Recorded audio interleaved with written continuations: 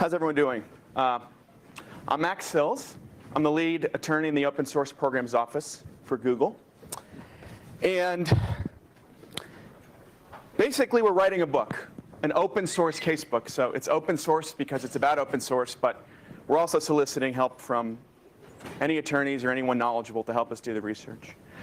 We've got a lot of interesting topics that I'm going to talk about, but I want to focus this presentation on a chapter that we just finished on whether an open source license, whether the violation of an open source license is contract breach or copyright infringement.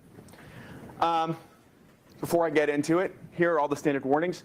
I am a licensed attorney. I'm not your attorney.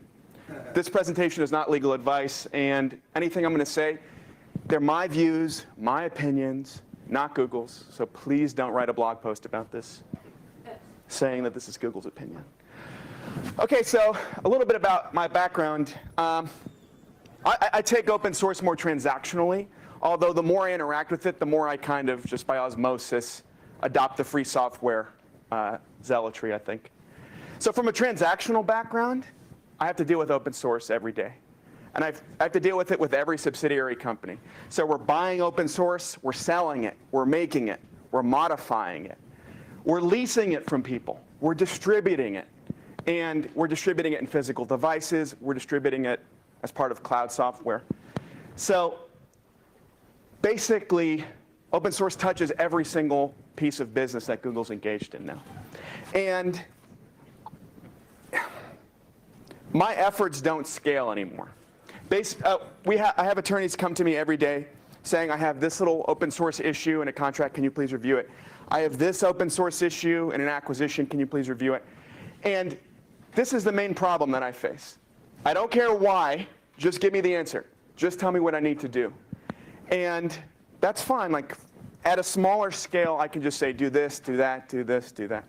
But what I find is, it's really weird, but there's just not a lot of legal analysis that goes into open source counseling.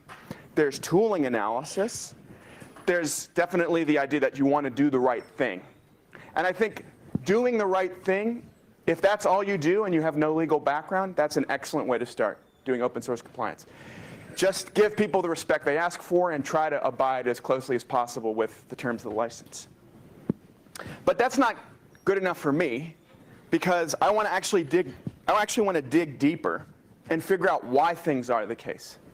Not only that, but I say right here, it's OK to disagree about what licenses mean, but we shouldn't be disagreeing on what the case law is, right? We shouldn't be disagreeing on what the basic facts are. So hopefully, with this open source casebook, we're going to publish a few chapters and then solicit your help. Richard, I'm looking at you if you want to help out. I just want to have us, and Karen as well, obviously. I just want to have us all have the same discussion, basically. So with that said, here are some chapters. This is the one I'm going to be talking about today, whether an open source license is a copyright or a contract. But there's a lot of cool stuff we're going to talk about. Revocability of licenses, implied patent licenses. This is super interesting and annoying and scary for a big corporation. Is a contributor an employee? I'm not going to answer that today. And hopefully I'll never have to answer that. Also, trademarks really don't get addressed. So hopefully at the end of the day, this is going to be presented in casebook format. So it's not going to be another open source book telling you what to do, giving you advice, because I'm really sick of doing that. I used to like it when I started because it gave me a sense of power. But now it's just incredibly exhausting to keep telling people what the truth is. What I want instead is to kind of like work together to share the same way to think about the problems.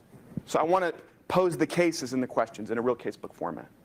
OK, so this is what I'm going to go over today. I'm going to go over two cases, Jacobson v. Katzer and MDY Industries versus Blizzard.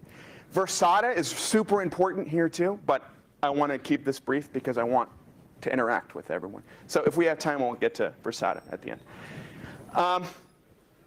We're going to be talking about contract damages versus copyright infringement damages. And if that doesn't make your blood start pumping, it should, because those two things are extremely different.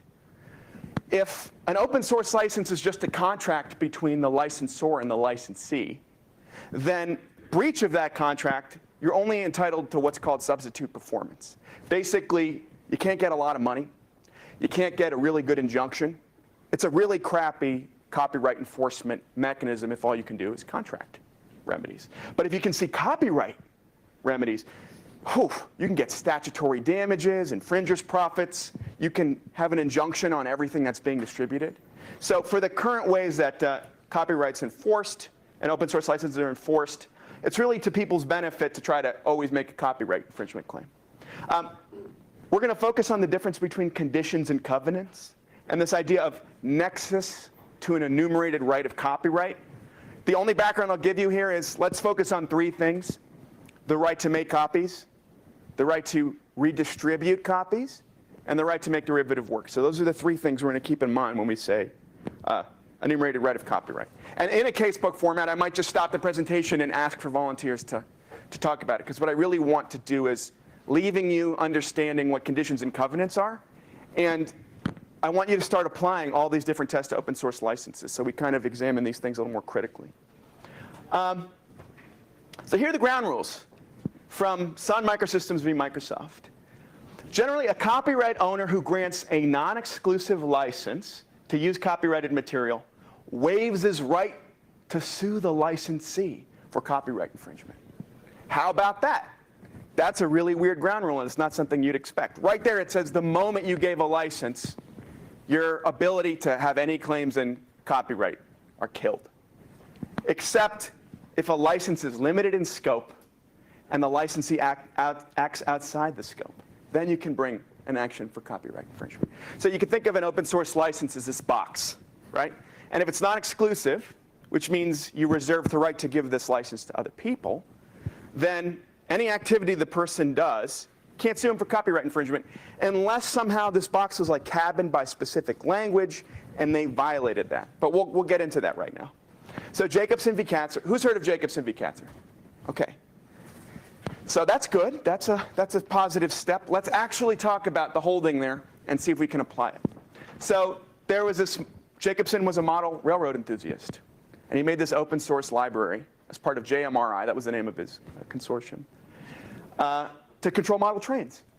And he licensed it under the artistic license. So this person, so an employee of a company named Katzer, downloads Jacobson's files, incorporates that into their product. I think it was called Railroad Commander.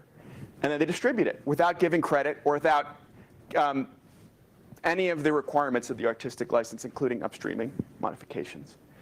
The procedural history, super complex, super weird. It ended up in the Federal Circuit, which a copyright action shouldn't end up in the Federal Circuit. But this one did because there was a patent issue. Federal Circuit had subject matter jurisdiction and got a bite at the copyright question. So this is where we get the holding right here.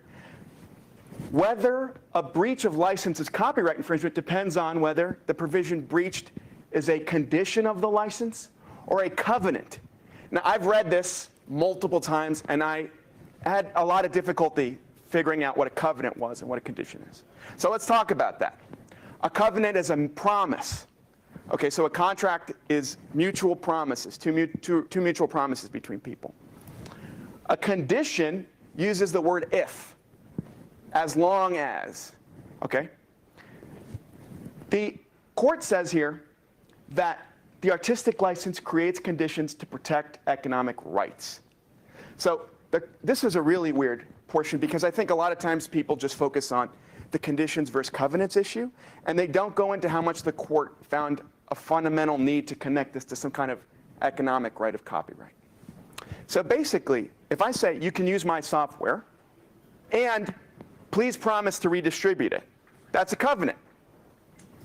Okay? If you don't do that, I can only get you for contract breach. I can't really enforce it in an aggressive way against you. However, if I say, here's my software, you can make derivative works, you can redistribute it, only as long as you do these things, then that's a condition. If I condition the grant of rights, then I can get at you. Because if you violate that condition, you're outside the scope of the license, and then that's a real enforcement hook. But I'm just going to highlight this because, again, it's lost. The court didn't just say that it's about conditions, like, because then every open source license would just be if. Like you could just litter them with conditions and then be secure in the idea that you can enforce copyright remedies.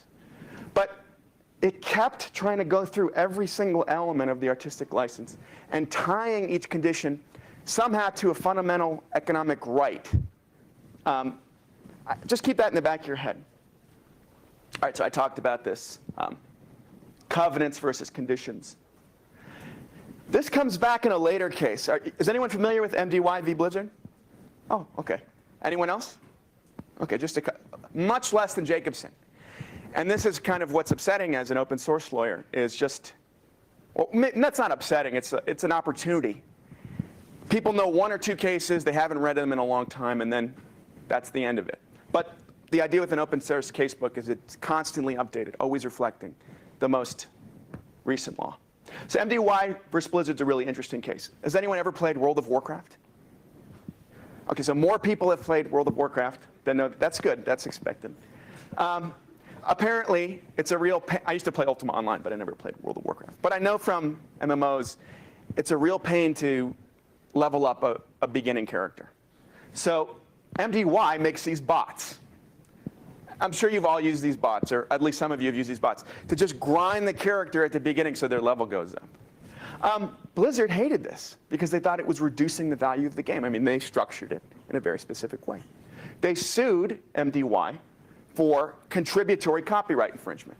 Now, I don't want to get into the weeds too much, but you can only find contributory copyright infringement if the person who did the thing is guilty of direct copyright infringement.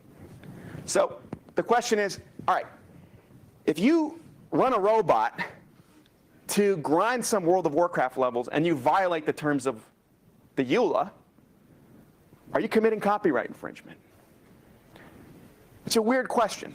The court said, absolutely not, no. So here we have the holding from MDY.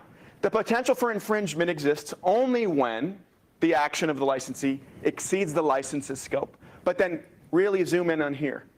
In a manner that implicates one of the licensor's exclusive rights of copyright.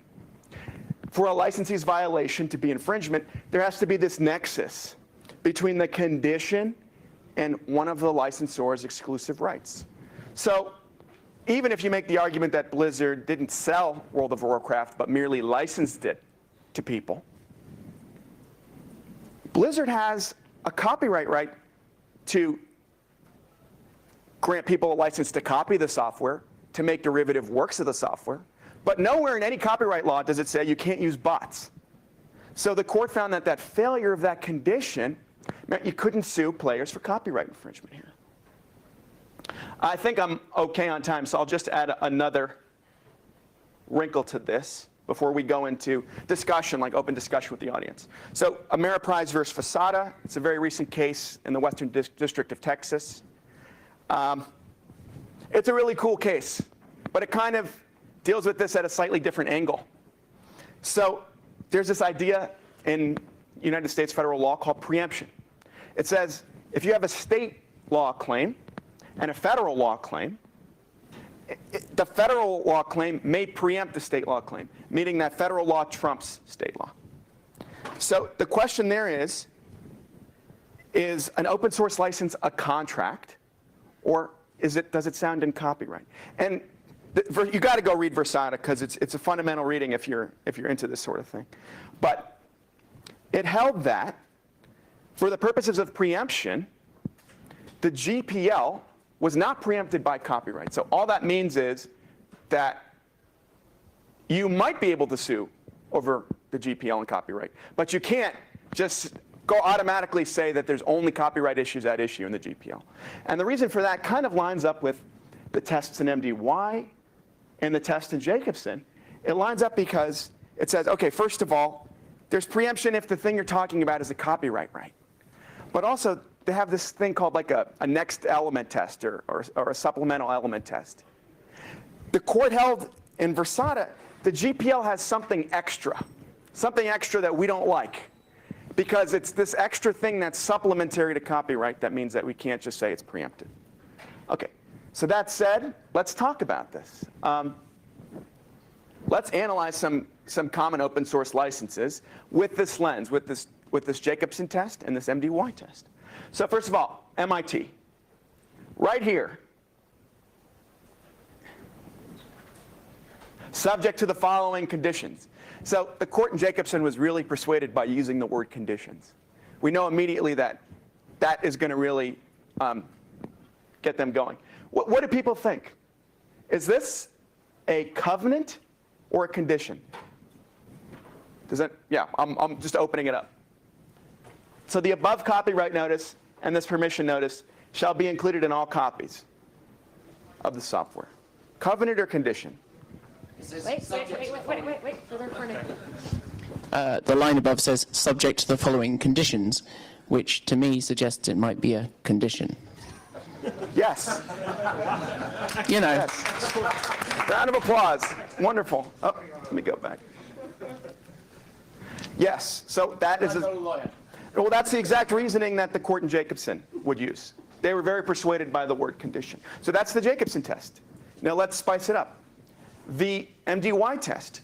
Is there an essential nexus between this condition and the licensor, one of the licensor's enumerated rights of copyright? That's a very, yeah, it's a puzzle. You have a puzzled look on your face. It's a weird question. So let me rephrase it. We said the essential rights of copyright boil down to copying, being able to copy something, redistribute it, or make derivative works. Is this condition connected to one of those three things? Wait, did you call on someone? Yeah, sure. Pam. I was going to say. Wait.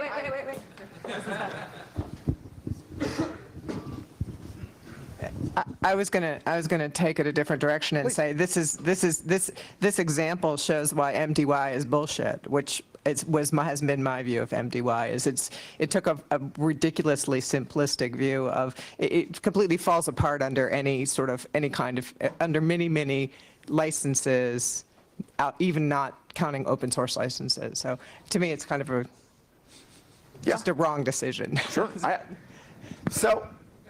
Let me address that for a second. I love that. The concept that MDY is bullshit, that's extremely helpful because at least we're both talking about MDY being something that we have to look at.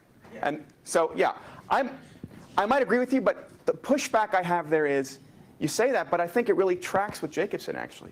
Because the essential nexus to one of the enumerated rights of copyright, I'm persuaded, I see the analogy to an economic right, like the court in Jacobson was talking about. Right. So again, it's all just rhetoric.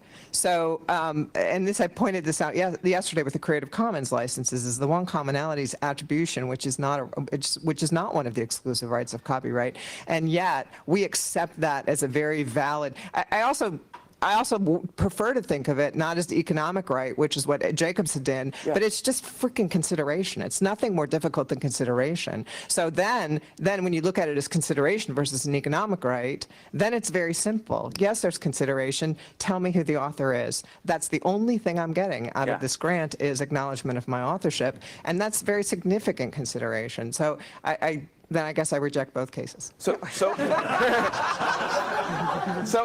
I guess in this it would be a copyright, a contract and not a copyright license in your interpretation, the MIT license. Because you're talking about, it's copyright license. Wait. Well, certainly, yeah. Here, I'll take, and then I'll have to. I mean, do we want to go down the fact that I also kind of disagree with this world that there's sort of this concept that there's a license is simply a form of a contract. I don't think a license is a whole different sort of unicorn. It's just a unilateral license. Yeah. So then that's why, and it's a copyright license. It's a contract. You get to use my copyright in exchange for you giving me attribution. There's consideration for both parties. I just don't see that. And maybe part of it is I just don't see the point of sort of this copyright versus contract question altogether. I could reject the premise of the talk. Let me keep going. Yeah. Let me keep going, and I'll have some. I'll have some time for questions. Just give me 1 second. So, yeah, that makes sense. I don't think we should necessarily divide licenses from copyright. I'm just actually presenting the cases, talking about the holdings, and saying like, no, don't shut up. Collaborate with me, and let me hear your dissent in a casebook. So we can ask the same question. Let's go to the really interesting things. The anti-TiVoization provision in GPL v3. So yes, under Jacobson, this is conditional, right? Because the GPL v3 says you can use this as long as you follow these conditions. But, and Pam, I think I know what you're going to say here, but I see less of a connection to a right of copyright here. In fact, I see no connection to a right of copyright. So just to conclude, and then we can have a little bit more open discussion. A lot of license obligations can be found to be merely contractual under all the available cases we have on the topic. They don't tie directly to an enumerated right of copyright. They fill the extra element test in Versada for preemption. But I want to end maybe on a more hopeful note, which is just dovetailing with Bradley's keynote yesterday. So lawsuits are a tactic, right, to advance free software. They're not the end goal. Most of us don't enjoy law and lawsuits. I love lawsuits. I'm obsessed with law and lawsuits. But if we analyze this, then we're just going to have to change our tactics, right? Because if the tactics of free software depend on making copyright infringement allegations and getting huge returns, like McCarty's kind of trolling, then that might need to be changed. But if the point is, and I say this at the end, the point is really get community norms and pressure and other alternative regimes besides just copyright infringement lawsuits. Like, if you're not just trying to make millions and millions of dollars, there's a lot of ways to achieve the goals of free software. But at least I want to situate the tactics we use in actual case law. So that's it. And you can email me at xam@google.com if you want to participate in the casebook. And I have a couple minutes, so yeah, some questions? Tom had his hand Yeah, up. please. I really like your idea of having an open casebook. It gives me a sense that even though I'm not a lawyer, maybe as a legal geek, I could participate in some way or at the very least learn more about the findings and the understanding. And then, of course, I really like what Pam did. And it made me think, do you want this to be a collaborative place for us to share that kind of dissent and Yes. and discussion? Yes, absolutely. And More power too. I should say, I should have given credit. So Dashiell Renaud is my colleague in the Open Source Programs Office. He's a brilliant attorney. We argue constantly, and that argument has formed the substance of the casebook. The way that's presented, yes, we're going to invite lawyers, but we're also going to invite just any geeks that want to contribute. So the format is just going to be case excerpts and then discussion. Case excerpts and discussion. So there's not going to be any real conclusions except summarizing the holdings of cases. So everyone's welcome to submit cases they think are relevant for the particular portions. And if you have a dissent, that'll just go in the discussion. Because the point is to have a unified document that kind of trains up everyone's mind. And we want them to see the world the way we have learned to see it over time. Questions? Yeah. Yeah, so I get the impression this is going to be focused very much on US law, is that right? Great. So I just wanted to follow up on that. Now, I'm not a lawyer. I'm an occasional litigant with some success. In UK law, there's a thing called the Contracts Rights of Third Parties Act, which is kind of interesting. If you read the GPL with that act in mind, and you think the GPL is a contract and not just a license, it's possible that end users might have the right to sue for compliance. And nobody that I know who has been seriously involved in GPL enforcement is familiar enough, as far as I can tell, with UK law to even have properly considered whether that's true or not. Yeah, that's a fascinating point. Please do. Okay. I think there would be a privity analysis. That'd be a little bit weird. But Yeah, Go ahead. So do you mind if I respond to that Please, point go- yeah, directly? sure. Yeah, I'm an English. Okay. Yeah, sorry. Just a little quickly. Yes. Yeah, no. Yeah, I appreciate that. Go for it. Yeah, no, I'm an English lawyer, and I think that's a really good point. But I think it's possible to analyse the GPL as purely being a bare licence, in which case the Contract Rights of Third Parties Act doesn't apply. The reasoning behind that is equivalent to the reasoning in a case called Robin Ryan Classic FM, which I don't have enough time to explain to anyone. So if you want to talk to me about it later, I'm happy to have a chat with you. Yeah. So we're going to start with a focus on American law, just because we want to get the thing off the ground. But I definitely want to tackle European-specific issues like moral rights. So when a U.S. copyright attorney, open source attorney hears moral rights, they just like put their fingers in their ears. Okay, this is the last question. But Yes. yeah, please. So I think your initiative for this open casebook is really awesome. Cool.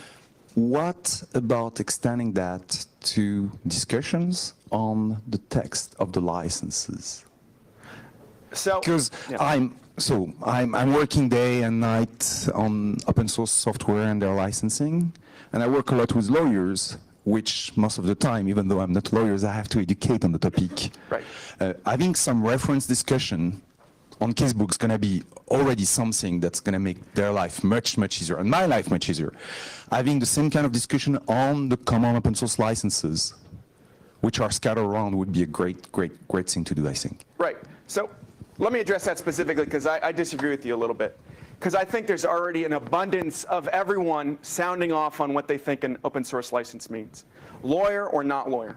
I think what we really need, though, is to agree and discuss the cases and to just get the questions flowing so that we can actually see what the state of the law is. So if there were to be a discussion of open source licenses, we do it in such a way that they'd be grounded in the particular case and in the particular thing. So what I don't want to have is more facts that people start citing to say, this is what it means, this is what it means. I want people to think instead of to provide them conclusions so that they can short circuit actually thinking about the issues. Thank you.